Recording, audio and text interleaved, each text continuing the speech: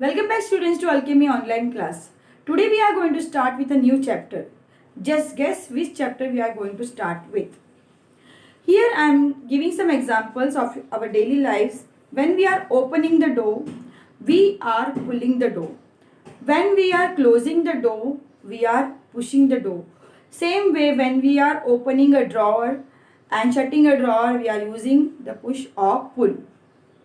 Here you are doing many actions like picking, kicking, flicking, lifting, etc. And all these actions can be grouped either as a push or a pull.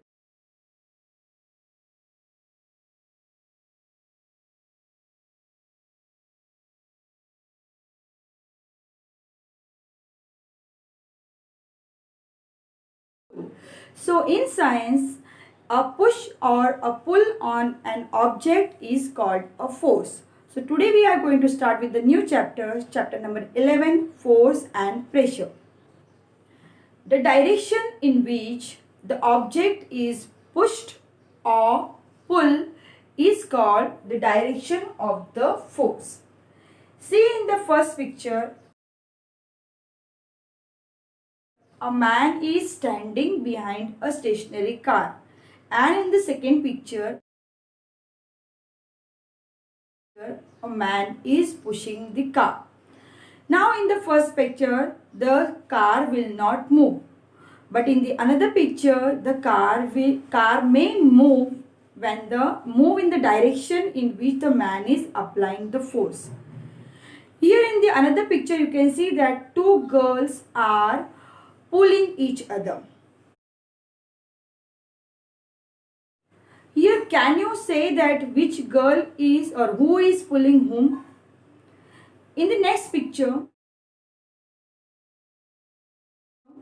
the two girls are pushing each other. Can you say who is pushing whom? Now see the another image. A man is pulling a bullock. Can you say that who is pulling whom? Because bullock is also applying force from that side. He is also doing some action. So in these instances, you can say that the object is pushed or pulled in the direction of the force in which it is applied. Now, if you stand near a door, will it open itself or close itself? No. You have to apply some force on it. So, from this all these actions or all these examples, we can infer that for applying force or for the force to come into play, the interaction between two objects is needed. So, two objects must be in interaction for the force to come into play. When forces are applied on an object in the same direction, then the net force will be the sum of the applied forces. And when the forces are applied from the opposite directions, then the net force will be the difference of the applied forces. Now here see the picture.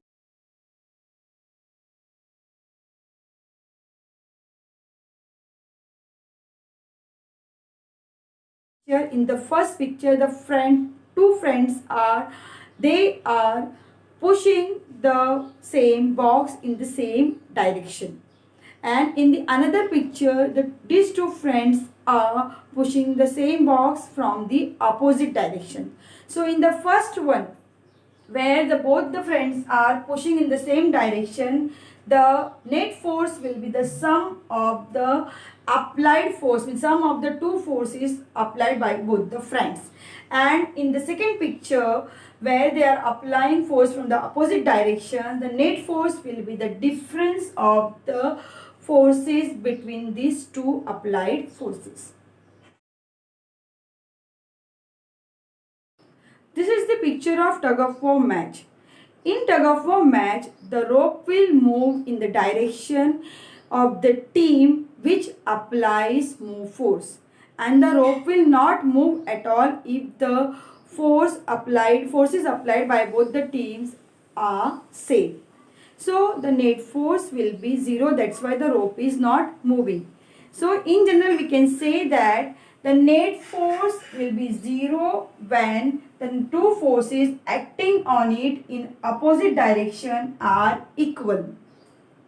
The strength of the force is generally expressed in its magnitude and the direction in which it acts on.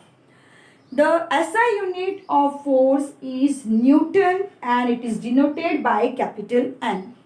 In general, more than one forces are acting on an object. The effect on the object is due to the net force acting on it. Now we will see the effects of force. Force can change the state of motion. Now what is state of motion? State of motion is described as the speed and direction of motion of an object. An object is said to be at rest when the speed is 0. So here the state of motion can be when the object is at rest or the object is in motion moving. Both the states are considered as state of motion. Force can change the state of motion. This can be explained by the example of a football player. When a football player is kicking the ball, the stationary ball is allowed to move. And when the goalkeeper is stopping the goal, that means the moving ball is allowed to stop. In both the cases, the force is used to change the state of motion. Then another effect is force can change the shape of an object.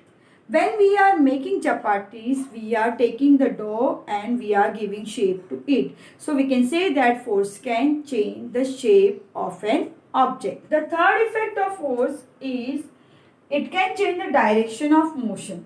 Again here we can take the example of the football player. Football players are kicking the ball in different directions.